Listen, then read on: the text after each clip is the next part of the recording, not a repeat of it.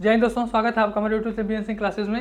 हम लोग बात कर रहे थे आर्टिकल की फंडामेंटल राइट्स। आज हम लोग बात करेंगे फंडामेंटल राइट का आर्टिकल 22। ठीक है, जो अनुच्छेद 22 है वो है protection against arrest and detention in certain cases. ठीक है, जो किसी भी मामले में जो गिरफ्तारी होता है, ठीक है, गिरफ्तारी और जो निवारक निरोध में यानी कि जो आपका डिटेंशन में किसी को रखा जाता है उसके खिलाफ जो अधिकार मिले हुए हैं, ठीक है, आर्टिकल 22 उसके बारे में बात करता है। ठीक है, आर्टिकल 22 साफ साफ कहता है कि किसी भी पर्सन को, याद रखिएगा ये पर्सन को मिला हुआ, ठीक है, पर्सन मीन्स यानी कि आपके जो सिटीजन होंगे, नॉन सिटीजन होंगे, सबको ये मिला हुआ है। किसी भी पर्सन को अगर अरेस्ट किया जाता है, ठीक है, आर्टिकल 22 क्लॉज 1 में कह रहा है कि अगर किसी भी पर्सन को, किसी भी व्यक्ति को अगर गिरफ्तार किया जाता है तो उसे ये इन्फॉर्म किया जाएगा कि उसे क्यों गिरफ्तार, कस्टडी में या डिटेन में क्यों रखा गया है। ठीक है, उसके जो भी अरेस्ट किया जाएगा उसकी गिरफ्तारी का कारण उसे बताया जाएगा, गिरफ्तारी का कारण बताया जाएगा, गिरफ्तारी का रीजन बताया जाएगा। और गिरफ्तार होने के बाद अगर किसी व्यक्ति को गिरफ्तार कर लिया जाता है तो उसका अधिकार है राइट टू कंसल्ट। ठीक है, जो भी उसका लीगल एडवाइजर है यानी कि जो लॉयर है उसको लीगल एडवाइस का अधिकार है, यानी कि जो लीगल प्रैक्टिशनर है यानी कोई लॉयर है, ठीक है, उससे उसको बात करवाई जाएगी। मतलब ये उसका किसी भी व्यक्ति के पास आर्टिकल 22(1) के अनुसार अधिकार है कि अगर उसे गिरफ्तार किया गया है तो उसे जल्द से जल्द किसी वकील से मिलवाया जाएगा जिससे कि वो उससे बात कर सके। ठीक है, ये उसके अधिकार में आता है, यानी कि किसी को भी अगर गिरफ्तार किया जाता है तो उसका अधिकार है ये जानने का कि मुझे क्यों गिरफ्तार किया गया है। ठीक है, और अगर किसी को गिरफ्तार कर लिया गया है तो उसका अधिकार है राइट टू कंसल्ट, यानी कि लीगल जो प्रैक्टिशनर है उससे बात करने का अधिकार है। ठीक है, आर्टिकल 22 क्लॉज 2 में कहता है कि अगर किसी भी व्यक्ति को गिरफ्तार किया जाता है तो 24 घंटे के अंदर, यानी कि गिरफ्तार होने के 24 घंटे के अंदर उसे जो भी नजदीकी मजिस्ट्रेट होगा उसके सामने उसे उपस्थित किया जाएगा, उसके सामने उसे उपस्थित किया जाएगा। और जहां पर उसे गिरफ्तार किया गया, यानी कि जो मान लीजिए कोई पुलिस स्टेशन पर गिरफ्तार किया गया है तो पुलिस स्टेशन से उस मजिस्ट्रेट के पास पहुंचने के बीच का जो समय है इसको बाहर, मतलब इसको निकाल के, ठीक है, मतलब जो रास्ते, मतलब वहां पे जाने में जो रास्ते में जो जर्नी में जो टाइम लग रहा है उस टाइम को एक्सक्लूड करके 24 आवर के बीच में, विद इन 24 आवर यानी कि 24 घंटे के अंदर अंदर उसे मजिस्ट्रेट के सामने पेश करना है। ठीक है, उसके बाद उसका जो कस्टडी है वो मजिस्ट्रेट पर डिपेंड करता है। अगर मजिस्ट्रेट अगर कस्टडी देता है तो फिर उसे कस्टडी में रखा जाएगा, ठीक है, जुडिशियल कस्टडी में, अदरवाइज उसे छोड़ दिया जाएगा। ठीक है, तो ये आपका 2 कहता है। आर्टिकल 3 कहता है कि जो आपका क्लॉज 1 है और आपका जो क्लॉज 2 है, ध्यान से सुनिएगा, आर्टिकल 3 में कहा गया है कि जो आपका क्लॉज 1 है और आपका जो क्लॉज 2 है ये दोनों लागू नहीं होंगे, यानी कि किस पर कौन ऐसा है, यानी कि किसको ये अधिकार प्राप्त नहीं है, क्लॉज 1 और क्लॉज 2 के अधिकार किसको प्राप्त नहीं है वो आपका आर्टिकल 3 में बताया गया है। Article 22 clause 3 sub clause A में कहा गया है कि to any person who for the time being is an enemy aliens, यानी कि वो उस समय के, मतलब उस समय में अगर हम देखा जाए तो उस टाइम वो विदेशी शत्रु हो।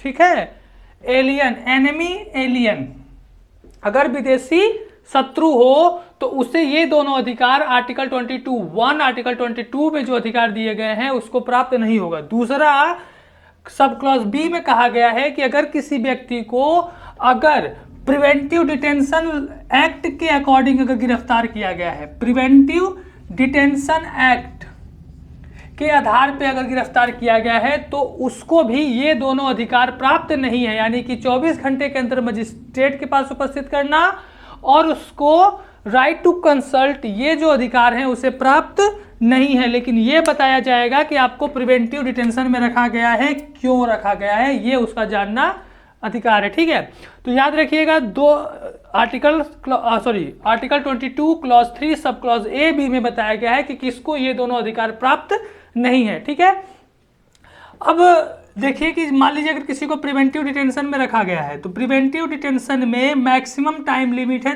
3 महीना, यानी कि उसे 3 महीने तक प्रिवेंटिव डिटेंशन में रखा जा सकता है। अगर इसके बाद अगर उसे रखा जाना है, मतलब प्रिवेंटिव डिटेंशन को अगर बढ़ाना है तो एक एडवाइजरी बोर्ड होती है, ठीक है। ये एडवाइजरी बोर्ड तय करेगी कि डिटेंशन को बढ़ाना है या इसे डिटेंशन से मुक्त कर देना है, इसे बाहर कर देना है। और ये जो एडवाइजरी बोर्ड होता है, इसमें आपका एक हाई कोर्ट के जो चीफ जस्टिस होते हैं, रिटायर्ड चीफ जस्टिस, या हाई कोर्ट के जो आपके जजेस होते हैं, वो इस एडवाइजरी बोर्ड में होते हैं, ठीक है। ठीक है, तो देखिए, तो जो आपका 3 महीने का जो आपका डिटेंशन होता है, 3 महीने के बाद डिटेंशन में रखना है या नहीं रखना है, ये आपका डिपेंड करेगा एडवाइजरी कमेटी पे, ठीक है। जो आपका एडवाइजरी बोर्ड होता है, उस एडवाइजरी बोर्ड के ऊपर डिपेंड करता है, यानी कि 3 महीने के ऊपर रखना है या नहीं रखना है। तो ये आपका जो एडवाइजरी बोर्ड होता है, इसमें जो आपके हाई कोर्ट के जो जज होते हैं, ठीक है, वो हो सकते हैं, या जो क्वालिफाइड जजेस होते हैं, मतलब जो हो सकते हैं हाई कोर्ट के जज, वो होते हैं, ठीक है। अब देखिए 1978 में आपका एक 44वां संविधान संशोधन हुआ था, 44th कॉन्स्टिट्यूशन अमेंडमेंट एक्ट 1978। इससे क्या हुआ कि जो आपका डिटेंशन का जो टाइम पीरियड था, डिटेंशन का टाइम पीरियड 3 महीने से घटा के 2 महीने कर दिया गया, 2 महीने कर दिया गया। लेकिन ये आज तक इन्फोर्स नहीं हुआ, लागू नहीं किया गया, 3 महीने का ही अभी भी चल रहा है, ठीक है। तो 1978 में लागू ये आपका एक्ट मतलब अमेंड करके 2 महीने कर दिया गया है, लेकिन वो आपका 2019 हो गया, लेकिन आज तक ये लागू नहीं हुआ, 3 महीने वाला ही चल रहा है, ठीक है, ये याद रखिएगा। अब देखिए, जो प्रिवेंटिव डिटेंशन का जो एक्ट होता है, जो पावर दिया गया है संविधान के द्वारा, वो दोनों को पावर दिया गया, यानी कि पार्लियामेंट को भी पावर दिया गया है। जो पार्लियामेंट यानी कि जो लेजिस्लेचर, जो कानून बनाने की जो पावर है, वो आपका पार्लियामेंट, और साथ के साथ जो आपके स्टेट लेजिस्लेचर हैं, यानी कि जो आपका विधानमंडल है, उन दोनों को पावर मिला हुआ है कि वो कानून बना सकते हैं, ठीक है। लेकिन अगर सेंटर अगर कोई कानून बनाएगी, तो यूनियन गवर्नमेंट के पास कौन से कारण हैं और किन चीज़ों के आधार बनाकर, किन चीज़ों को आधार पे वो प्रिवेंटिव डिटेंशन वाला एक्ट बना सकती है।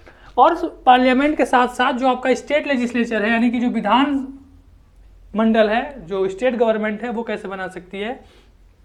तो पार्लियामेंट बना सकती है अगर कोई चीज़ रिलेट करता हो, अगर वो डिफेंस यानी रक्षा से संबंधित हो, फॉरेन अफेयर्स विदेशी मामले, and the security of the India, Bharat के सुरक्षा के लिए, ठीक है।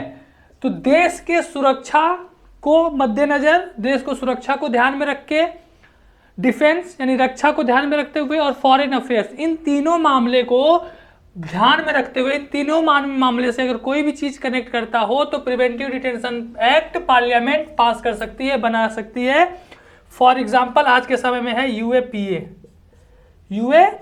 ठीक है, अनलॉफुल एक्टिविटी प्रिवेंशन एक्ट, ठीक है। ये आपका 1968 या समथिंग में ये एक्ट बना था, लेकिन कभी इसे लागू नहीं किया गया, मतलब काम नहीं कर रहा था, ठीक है। मतलब एक तरह से कह सकते हैं कि ये सुसुप्त अवस्था में था।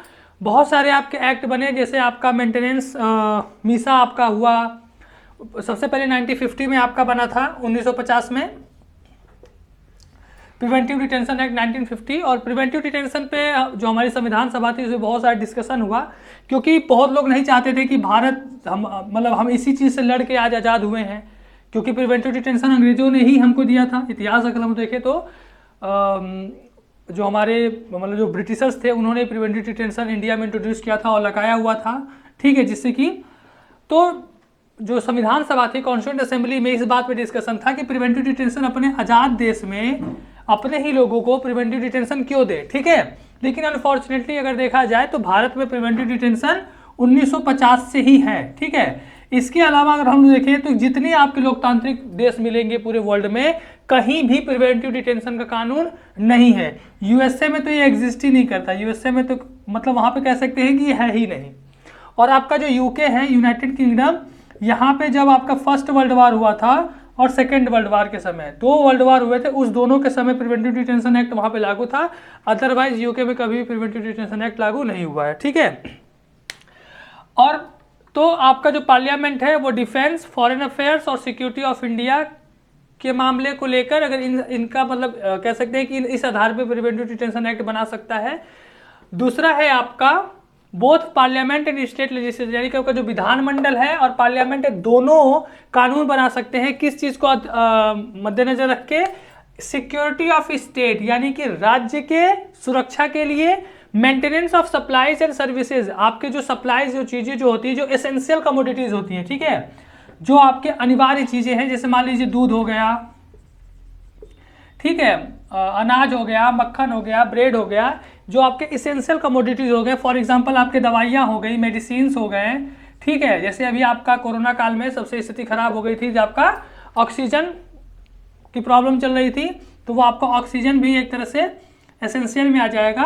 तो इन सब चीज़ों को मेंटेन करने के लिए, इन सब चीज़ों को अच्छे से लोगों के पास, कम्युनिटी के पास पहुंच जाए, उसके मद्देनजर भी सरकार जो स्टेट को भी पावर दिया गया है और साथ भी पार्लियामेंट को भी पावर दिया गया है कि सबको साथ में रखते हुए आपका जो प्रिवेंटिव डिटेंशन एक्ट है वो बना सकते हैं, ठीक है।